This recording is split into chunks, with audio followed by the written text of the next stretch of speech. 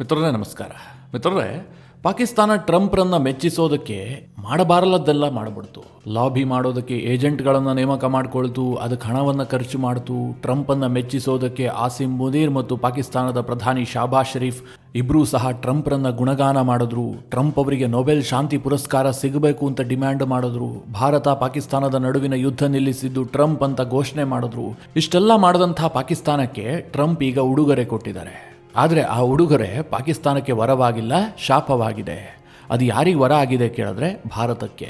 ಈ ಪೀಠಿಕೆಯನ್ನು ಹಾಕೋದಕ್ಕೊಂದು ಕಾರಣ ಇದೆ. POK ವಿಚಾರದಲ್ಲಿ ಅಮೆರಿಕದ ಸ್ಟ್ಯಾಂಡನ್ನು ಕಂಡುಬಿಟ್ಟು ಪಾಕಿಸ್ತಾನ ಹೆದರು ಹೋಗ್ಬಿಟ್ಟಿದೆ. ಯಾಕೆ ಅಮೆರಿಕ ಈ ರೀತಿಯಾಗಿ ಉಲ್ಟಾ ಹೊಡೀತು ಅಂತ ಪಾಕಿಸ್ತಾನಕ್ಕೆ ಅರ್ಥವೇ ಆಗದಂಥ ಒಂದು ಸಿಚುವೇಶನ್ ನಿರ್ಮಾಣ ಆಗಿದೆ. POKಯನ್ನು ಭಾರತದ ಅವಿಭಾಜ್ಯ ಅಂಗ ಅನ್ನುವ ರೀತಿಯಲ್ಲಿ ಅಮೆರಿಕ ಪ್ರೊಜೆಕ್ಟ್ ಮಾಡಿದೆ. ಇದೊಂದು ಬಹಳ ಇಂಟ್ರೆಸ್ಟಿಂಗ್ ಡೆವಲಪ್ಮೆಂಟ್. ಅದರ ಬಗ್ಗೆ ನಿಮಗೆ ಡೀಟೇಲ್ ಆಗಿ ತಿಳಿಸ್ಕೊಡ್ತೀನಿ.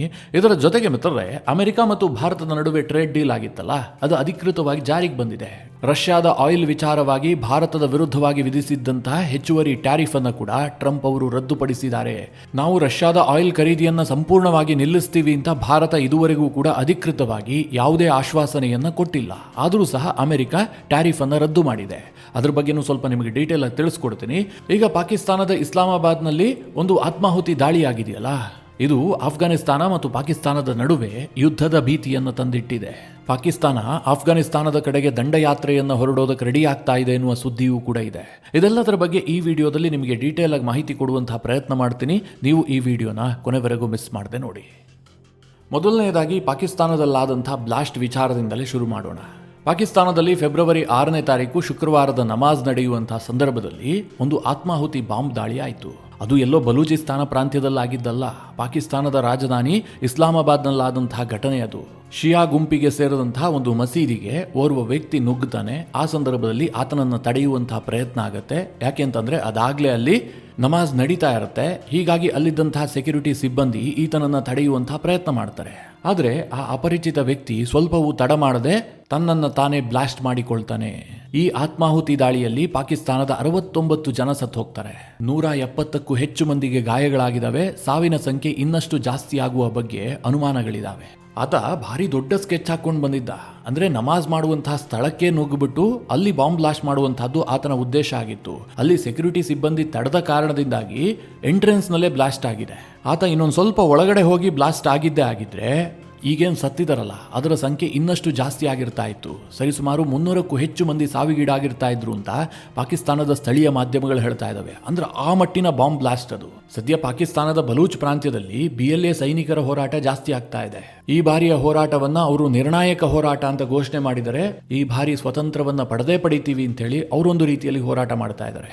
ಆದ್ರೆ ಮಿತ್ರರೇ, ಈ ಮಸೀದಿಯಲ್ಲಿ ದಾಳಿ ಆಯ್ತಲ್ಲ, ಇದಕ್ಕೂ BLAಗೂ ಯಾವುದೇ ಲಿಂಕ್ ಇಲ್ಲ. ಈ ದಾಳಿಯನ್ನ ಮಾಡಿದ್ದು ಬಹುತೇಕ TTP ಉಗ್ರರು ಅಂತ ಹೇಳಲಾಗ್ತಾ ಇದೆ. ಅಂದ್ರೆ ತೆಹರೀಕಿ ತಾಲಿಬಾನ್ ಪಾಕಿಸ್ತಾನ್ ಸಂಘಟನೆ ಇದೆಯಲ್ಲ, ಅದರ ಆತ್ಮಾಹುತಿ ದಳ ಈ ದಾಳಿಯನ್ನ ಮಾಡಿದೆ ಅಂತ.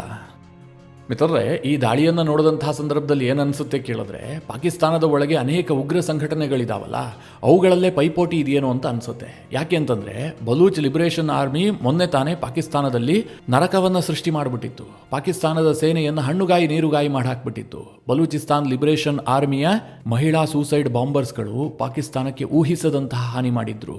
ಈಗ TTP ಉಗ್ರರು ಕೂಡ ಸೇಮ್ ಟು ಸೇಮ್ ಅಟ್ಯಾಕ್ ಮಾಡಿದ್ದಾರೆ. ಇಲ್ಲಿ ವ್ಯತ್ಯಾಸ ಏನು ಕೇಳಿದ್ರೆ, ಬಲೂಚ್ ಲಿಬರೇಷನ್ ಆರ್ಮಿ ಪಾಕಿಸ್ತಾನದ ಸೈನಿಕರನ್ನ ಟಾರ್ಗೆಟ್ ಮಾಡಿತ್ತು. ಇಲ್ಲಿ TTP ಉಗ್ರರು ಜನಸಾಮಾನ್ಯರನ್ನ ಟಾರ್ಗೆಟ್ ಮಾಡಿದೆ. ಇಲ್ಲಿ TTP ಉಗ್ರಗಾಮಿಗಳು ಮಸೀದಿಗೆ ಯಾಕೆ ನುಗ್ಗಿ ದಾಳಿ ಮಾಡಿದ್ರು ಕೇಳಿದ್ರೆ, ಈ ಪಾಕಿಸ್ತಾನದಲ್ಲಿ ಶಿಯಾ ವರ್ಸಸ್ ಸುನ್ನಿ ಬಹಳ ದೊಡ್ಡ ಮಟ್ಟದ ಕಾಳಗ ಇದೆ. ಪಾಕಿಸ್ತಾನ ಹೇಳಿ ಕೇಳಿ ಸುನ್ನಿ ಮೆಜಾರಿಟಿ ಇರುವಂತಹ ದೇಶ. ಅಲ್ಲಿರುವಂತಹ ಓವರ್ ಆಲ್ ಜನಸಂಖ್ಯೆಯಲ್ಲಿ ಸರಿಸುಮಾರು 82ರಿಂದ 85% ಜನರಿರುವಂತಹದ್ದು ಸುನ್ನಿ ಮುಸ್ಲಿಮರು. ಪಾಕಿಸ್ತಾನದಲ್ಲಿ ಶಿಯಾ ಮುಸ್ಲಿಮರು ಅಲ್ಪಸಂಖ್ಯಾತರು. ಹೀಗಾಗಿ ಪಾಕಿಸ್ತಾನದಲ್ಲಿರುವಂತಹ ಶಿಯಾ ಮುಸ್ಲಿಂ ಗುಂಪನ್ನ ಟಾರ್ಗೆಟ್ ಮಾಡುವಂತಹದ್ದು ಇದೇ ಮೊದಲೇನಲ್ಲ. ಈ ಹಿಂದೆಯೂ ಕೂಡ ಅವರ ಮೇಲೆ ದಾಳಿಯಾಗಿದೆ. ಸಾವಿರಾರು ಮಂದಿ ಪ್ರಾಣ ಕಳ್ಕೊಂಡಿದ್ದಾರೆ. ಈಗ ಮಿತ್ರರೇ, ಈ TTP ಉಗ್ರ ಗುಂಪಿದೆಯಲ್ಲ, ಇದು ಕಟ್ಟರ್ ಇಸ್ಲಾಮನ್ನು ಫಾಲೋ ಮಾಡುವಂತಹ ಗುಂಪು. ಇವರಿಗೆ ಪಾಕಿಸ್ತಾನದಲ್ಲಿ ಇಸ್ಲಾಂನ ಆಡಳಿತ ಬರಬೇಕು, ಅಂದ್ರೆ ಶರಿಯಾ ಕಾನೂನು ಜಾರಿ ಆಗಬೇಕು. ಇದನ್ನು ಹೇಳದಂತಹ ಸಂದರ್ಭದಲ್ಲಿ ಪಾಕಿಸ್ತಾನದಲ್ಲಿ ಇಸ್ಲಾಂನ ಆಡಳಿತ ಇಲ್ವಾ, ಹೀಗೊಂದು ಪ್ರಶ್ನೆ ಕೇಳಬಹುದು. ಪಾಕಿಸ್ತಾನದಲ್ಲಿ ಇಸ್ಲಾಮಿಕ್ ಆಡಳಿತ ಇರಬಹುದು, ಪಾಕಿಸ್ತಾನ ಒಂದು ಇಸ್ಲಾಮಿಕ್ ರಿಪಬ್ಲಿಕ್ ಆಗಿರಬಹುದು. ಆದರೆ ಅದೊಂದು ಸೋ ಕಾಲ್ಡ್ ಪ್ರಜಾಪ್ರಭುತ್ವ ರಾಷ್ಟ್ರ. ಅದನ್ನು ಅಲ್ಲಿನ ಸೇನೆ ನಿರ್ವಹಿಸುತ್ತೆ, ಇನ್ನೊಂದು ಕಡೆಯಲ್ಲಿ ಪ್ರಜಾಪ್ರಭುತ್ವದ ಅಡಿಯಲ್ಲಿ ಸ್ಥಾಪನೆಯಾದಂತಹ ಸರ್ಕಾರ ನಿರ್ವಹಿಸುತ್ತೆ. ಆದರೆ TTP ಉಗ್ರರಿಗೆ ಅದು ಬೇಕಾಗಿಲ್ಲ. ಅವರು ಅಫ್ಘಾನಿಸ್ತಾನದಲ್ಲಿ ತಾಲಿಬಾನಿಗಳ ಸರ್ಕಾರವನ್ನು ಹೇಗೆ ಸ್ಥಾಪಿಸಿಕೊಂಡಿದ್ದಾರೋ, ಅಂದರೆ ಶರಿಯಾ ಕಾನೂನಿನ ಅಡಿಯಲ್ಲಿ ಜಾರಿಯಾದಂತಹ ಸರ್ಕಾರ, ಅದೇ ಮಾದರಿಯ ಸರ್ಕಾರವನ್ನು ಪಾಕಿಸ್ತಾನದಲ್ಲಿ ತರಬೇಕು ಅಂತೇಳಿ TTP ಉಗ್ರರ ಹೋರಾಟ. ಹೀಗಾಗಿ ಇವರು ಪಾಕಿಸ್ತಾನದಲ್ಲಿರುವಂತಹ ರಿಲಿಜಿಯಸ್ ಮೈನಾರಿಟಿ ಗ್ರೂಪ್ಗಳಾದಂಥ ಅಹಮದಿಯರು ಇರಬಹುದು, ಇನ್ನೊಂದು ಕಡೆ ಶಿಯಾ ಮುಸ್ಲಿಮರು ಇರಬಹುದು, ಈ ಎರಡೂ ಗುಂಪುಗಳನ್ನು ಕೂಡ ಒಪ್ಕೊಳ್ಳೋದಿಲ್ಲ. ಇವರು ಸಹ ಮುಸ್ಲಿಮರ ಒಂದು ಭಾಗವೇ, ಆದರೂ ಸಹ ಅವರಲ್ಲಿ ಭೇದಗಳಿದ್ದಾವೆ. ಇಷ್ಟೆಲ್ಲ ಆಗ್ತಾ ಇರುವಂತಹ ಸಂದರ್ಭದಲ್ಲಿ ಪಾಕಿಸ್ತಾನದ ಸೇನೆ ಏನು ಹೇಳ್ತಾ ಇದೆ ಗೊತ್ತಾ? ಈ ಬ್ಲಾಸ್ಟ್ ಮಾಡಿದಂತಹ ಆತ್ಮಾಹುತಿ ದಾಳಿಕೋರ ಪಾಕಿಸ್ತಾನದ ವ್ಯಕ್ತಿಯಲ್ಲ, ಆತ ವಿದೇಶಿ ಮೂಲದವನು, ಹೀಗಂತ ಹೇಳ್ತಾ ಇದೆ. ಅಂದರೆ ಪಾಕಿಸ್ತಾನ ಭಾರತದ ಕಡೆಗೆ ಬೊಟ್ಟು ಮಾಡ್ತಾ ಇದೆಯಾ ಕೇಳಿದ್ರೆ, ಅವರು ಒಂದು ರೀತಿಯಲ್ಲಿ ಭಾರತ ಇದೆಲ್ಲದರ ಹಿಂದೆ ಇದೆ ಅಂತ ಹೇಳ್ತಾರೆ, ಆದರೆ ಆ ವ್ಯಕ್ತಿ ಭಾರತದವನು ಅಂತ ಅವ್ರು ಹೇಳ್ತಾ ಇಲ್ಲ. ಬದಲಾಗಿ ಆ ವ್ಯಕ್ತಿ ಆಫ್ಘಾನಿಸ್ತಾನದ ಹಿನ್ನೆಲೆ ಇರುವಂಥವನು, ಆಫ್ಘಾನಿಸ್ತಾನದ ಪ್ರಜೆ, ಹೀಗಂತ ಕ್ಲೈಮ್ ಮಾಡೋದಕ್ಕೆ ಶುರು ಮಾಡಿದ್ದಾರೆ.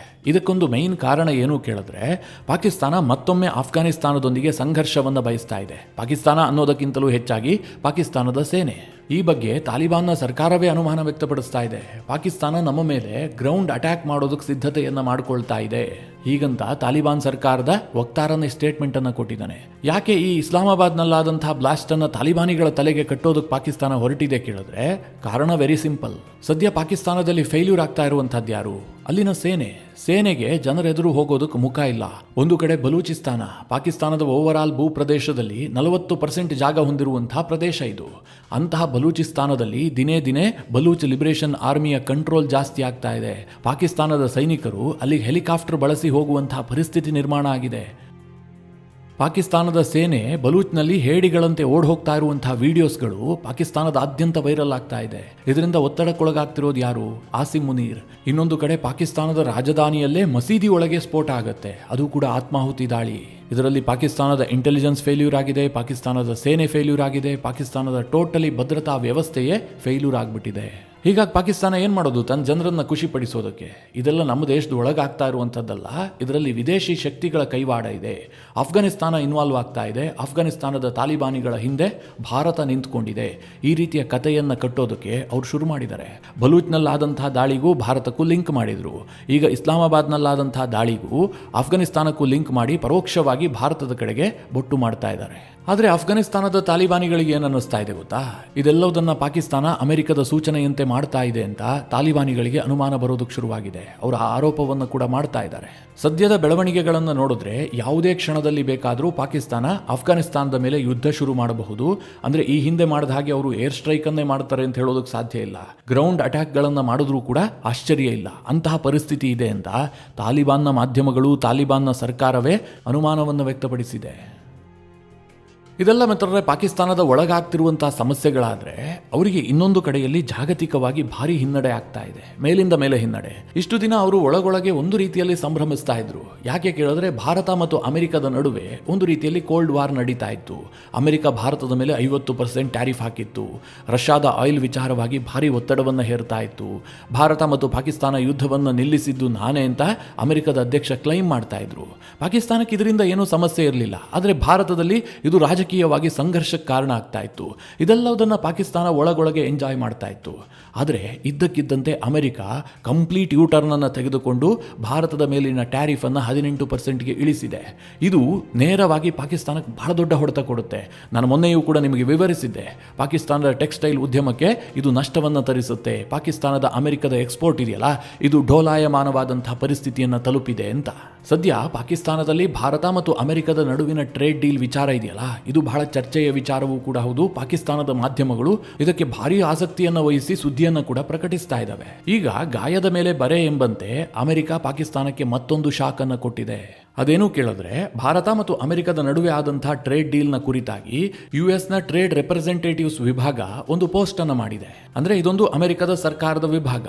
ಆ ಪೋಸ್ಟ್ನಲ್ಲಿರುವಂತಹ ಪ್ರಮುಖ ಅಂಶಗಳೇನು ಕೇಳಿದ್ರೆ, ಇನ್ಮುಂದೆ ಅಮೆರಿಕದ ಟ್ರೀ ನಟ್ಸ್ಗಳಿರಬಹುದು, ಕೆಂಪು ಜೋಳ ಇರಬಹುದು, ಹಾಗೆ ಸಂಸ್ಕರಿಸಿದ ಹಣ್ಣುಗಳಿರಬಹುದು, ಜೊತೆಗೆ ಯುಎಸ್ನ ವೈನ್ ಮತ್ತು ಸ್ಪಿರಿಟ್ ಭಾರತಕ್ಕೆ ಈಸಿಯಾಗಿ ಎಂಟ್ರಿಯನ್ನು ಪಡೀತವೆ. ಇವೆಲ್ಲದಕ್ಕೂ ಕೂಡ ಭಾರತದ ಮಾರುಕಟ್ಟೆಯ ಆಕ್ಸೆಸ್ ಸಿಕ್ಕಿದೆ. ಇದು ನಮ್ಮ ಟ್ರೇಡ್ ಡೀಲ್ನ ಸಕ್ಸಸ್ ಅನ್ನುವ ರೀತಿಯಲ್ಲಿ ಅಮೆರಿಕ ಬಿಂಬಿಸಿಕೊಂಡಿದೆ. ಮಿತ್ರರೇ, ಇದನ್ನು ಹೇಳಿದಂತಹ ಸಂದರ್ಭದಲ್ಲಿ ಇದಕ್ಕೂ ಪಾಕಿಸ್ತಾನಕ್ಕೂ ಏನು ಸಂಬಂಧ ಅಂತ ನಿಮಗೊಂದು ಪ್ರಶ್ನೆ ಬರಬಹುದು. ಆದರೆ ಅಮೆರಿಕ ಘೋಷಿಸಿದಂತಹ ಇದು ಯಾವ ವಿಚಾರವೂ ಕೂಡ ಪಾಕಿಸ್ತಾನಕ್ಕೆ ಇಂಪಾರ್ಟೆಂಟ್ ಅಲ್ಲ. ಆದರೆ ಈ ಸಂದರ್ಭದಲ್ಲಿ ಅವರೊಂದು ಪೋಸ್ಟ್ ಮಾಡಿದಾರಲ್ಲ, ಅದರಲ್ಲಿ ಅವರು ಬಳಸಿದಂತಹ ಭಾರತದ ಮ್ಯಾಪ್ ಇದೆಯಲ್ಲ, ಇದು ಪಾಕಿಸ್ತಾನಕ್ಕೆ ಭಾರಿ ಆಘಾತವನ್ನು ತಂದಿಟ್ಟಿದೆ. ಅಮೆರಿಕ ಸರ್ಕಾರ ಅಧಿಕೃತವಾಗಿ ಪ್ರಕಟಣೆಯನ್ನು ಹೊರಡಿಸಿದೆಯಲ್ಲ, ಅದರಲ್ಲಿರುವಂತಹ ಮ್ಯಾಪ್ನಲ್ಲಿ ಭಾರತದ POK ಕೂಡ ಇದೆ, ಅಕ್ಸೈ ಚೀನಾ ಇದೆ, ಇನ್ನೊಂದು ಕಡೆಯಲ್ಲಿ ಅರುಣಾಚಲ ಪ್ರದೇಶವೂ ಕೂಡ ಇದೆ. ನನಗನ್ಸುತ್ತೆ ಇದು ರಾಜತಾಂತ್ರಿಕವಾಗಿ ಭಾರತದ ಟ್ರೇಡ್ ಡೀಲ್ಗಿಂತಲೂ ಕೂಡ ಬಹಳ ದೊಡ್ಡ ಸಕ್ಸಸ್ ಅಂತ. ಯಾಕೆ ಕೇಳಿದ್ರೆ ಅಮೆರಿಕ ಇದುವರೆಗೂ ಕೂಡ POKಯನ್ನು ಪಾಕಿಸ್ತಾನದ ಭಾಗವಾಗಿಯೇ ಚಿತ್ರಿಸ್ತಾ ಇತ್ತು. ಅವರು ಕೆಲವೊಂದು ಮ್ಯಾಪ್ಗಳಲ್ಲಿ ಅಕ್ಸೈ ಚೀನಾವನ್ನು ಭಾರತಕ್ಕೆ ಸೇರಿಸ್ಬಿಟ್ಟೆ ಪಬ್ಲಿಷ್ ಮಾಡ್ತಾ ಇದ್ರು. ಇನ್ನು ಅರುಣಾಚಲ ಪ್ರದೇಶ ವಿಚಾರದಲ್ಲಿ ಅಮೆರಿಕದ ಸ್ಟ್ಯಾಂಡ್ ಕ್ಲಿಯರ್ ಆಗಿದೆ. ಅರುಣಾಚಲ ಭಾರತಕ್ಕೆ ಸೇರಿದಂಥ ಅವಿಭಾಜ್ಯ ಅಂಗ ಅಂತ ಅಮೆರಿಕ ಒಪ್ಕೊಂಡಿದೆ. ಆದರೆ POKಯನ್ನು ಯಾವತ್ತೂ ಕೂಡ ಅಮೆರಿಕ ಭಾರತಕ್ಕೆ ಸೇರಿಸಿದಂಥ ಉದಾಹರಣೆಗಳೇ ಇಲ್ಲ. ಕೆಲವೊಮ್ಮೆ POKಯನ್ನು ಪಾಕಿಸ್ತಾನಕ್ಕೆ ಸೇರಿಸದೇ ಇದ್ರೂ ಕೂಡ POK ಮತ್ತು ಭಾರತದ ಕಾಶ್ಮೀರ ಭಾಗವನ್ನು ಅವರು ಬೇರೆಯ ಬಣ್ಣದಲ್ಲಿ ಚಿತ್ರಿಸಿ ಅದೊಂದು ವಿವಾದಗ್ರಸ್ತ ಪ್ರದೇಶ ಅನ್ನುವ ರೀತಿಯಲ್ಲಿ ಬಿಂಬಿಸ್ತಾ ಇದ್ರು. ಆದರೆ ಈ ಬಾರಿ ಹಾಗೆ ಮಾಡಿಲ್ಲ. ಇಡೀ ಭಾರತ ಮ್ಯಾಪನ್ನು ಬರೆದುಬಿಟ್ಟು ಅದಷ್ಟು ಅಖಂಡ ಭಾರತ ಅನ್ನುವ ರೀತಿಯಲ್ಲಿ ಚಿತ್ರಿಸಿದ್ದಾರೆ. ಇದರ ಅರ್ಥ ಏನು ಕೇಳಿದ್ರೆ POK ಯಾವತ್ತಿದ್ರೂ ಕೂಡ ಭಾರತದ ಅವಿಭಾಜ್ಯ ಅಂಗ ಅನ್ನೋದನ್ನು ಅಮೆರಿಕ ಒಪ್ಕೊಂಡಿದೆ. ಇದಕ್ಕಿಂತ ಪಾಕಿಸ್ತಾನಕ್ಕೆ ಇನ್ನೇನಾದರೂ ಹಿನ್ನಡೆ ಬೇಕಾ? ಅವರು ಅಮೆರಿಕದ ಟ್ರಂಪ್ ಸರ್ಕಾರವನ್ನು ಖುಷಿಪಡಿಸೋದಕ್ಕೆ ಏನೇನೆಲ್ಲ ಮಾಡಿದ್ರು. ಪಾಕಿಸ್ತಾನದ ಪ್ರಧಾನಿ ಮತ್ತು ಪಾಕಿಸ್ತಾನದ ಆರ್ಮಿಯ ಚೀಫ್ ಇಬ್ಬರೂ ಕೂಡ ಅಮೆರಿಕದ ಅಧ್ಯಕ್ಷ ಟ್ರಂಪ್ ಅವರ ಬೂಟ್ ನೆಕ್ಕೋದೊಂದು ಬಾಕಿ ಇತ್ತು. ಆದರೆ ಭಾರತ ಏನೂ ಮಾಡಿಲ್ಲ. ಅಮೆರಿಕಕ್ಕೆ ಸೆಡ್ ಹೊಡೆದು ನಿಂತಿತ್ತು. ಅವರ ಟ್ಯಾರಿಫ್ಗೂ ಡೋಂಟ್ ಕೇರ್ ಹೇಳ್ತು. ರಷ್ಯನ್ ಆಯಿಲ್ ವಿಚಾರದಲ್ಲೂ ಕೂಡ ಅಮೆರಿಕ ಹೇಳಿದ್ದನ್ನು ಕೇಳಿಲ್ಲ. ಯುದ್ಧ ನಿಲ್ಲಿಸಿದಂತಹ ಕ್ರೆಡಿಟ್ ಕೊಟ್ಟಿಲ್ಲ. ನೊಬೆಲ್ಗೆ ಟ್ರಂಪ್ ಅವರನ್ನು ನಾಮಿನೇಟ್ ಮಾಡಿಲ್ಲ. ಇಷ್ಟಾದರೂ ಸಹ ಭಾರತಕ್ಕೆ ಪಾಕಿಸ್ತಾನಕ್ಕಿಂತಲೂ ಕೂಡ 1% ಟ್ಯಾರಿಫ್ ಕಡಿಮೆ, ಜೊತೆಗೆ ಈಗ POK ವಿಚಾರದಲ್ಲೂ ಕೂಡ ಭಾರತದ ಪರವಾಗಿ ನಿಂತುಕೊಂಡು ಪಾಕಿಸ್ತಾನಕ್ಕೆ ಶಾಕ್ ಕೊಟ್ಟಿದೆ. ಇದೆಲ್ಲದರ ಮಧ್ಯೆ ಭಾರತ ಮತ್ತು ಅಮೆರಿಕದ ನಡುವಿನ ಟ್ರೇಡ್ ಡೀಲ್ ಅನ್ನು ಟ್ರಂಪ್ ಅವರೇ ಘೋಷಣೆ ಮಾಡಿದ್ರು. ಆದರೆ ಇದು ಜಾರಿಗೆ ಬರುತ್ತಾ? ಅಷ್ಟರ ಒಳಗಾಗಿ ಟ್ರಂಪ್ ಅವರ ಮನಸ್ಥಿತಿ ಬದಲಾಗ್ಬಿಟ್ರೆ? ಯಾಕೆಂತಂದ್ರೆ ರಷ್ಯನ್ ಆಯಿಲ್ ವಿಚಾರದಲ್ಲಿ ಭಾರತ ಯಾವುದೇ ಬದ್ಧತೆಯನ್ನು ತೋರಿಸ್ತಾ ಇಲ್ಲ, ಅಧಿಕೃತವಾಗಿ ಹೇಳಿಕೆಯನ್ನು ಕೂಡ ಕೊಡ್ತಾ ಇಲ್ಲ.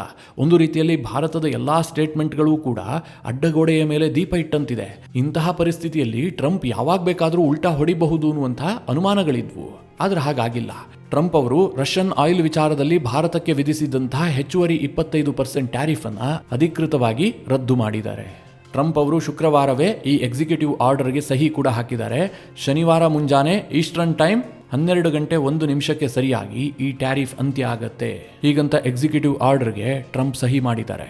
ಇದರಿಂದಾಗಿ ಭಾರತೀಯ ಕಾಲಮಾನ ಬೆಳಗ್ಗೆ 10:30 ಸರಿಯಾಗಿ ಅಮೆರಿಕದ ಪೆನಾಲ್ಟಿ ರೂಪದ ಟ್ಯಾರಿಫ್ ಅಂತ್ಯ ಆಗಿದೆ. ಭಾರತಕ್ಕೀಗ ಅಧಿಕೃತವಾಗಿ 18% ಟ್ಯಾರಿಫ್ ಮಾತ್ರ ಜಾರಿಯಲ್ಲಿದೆ.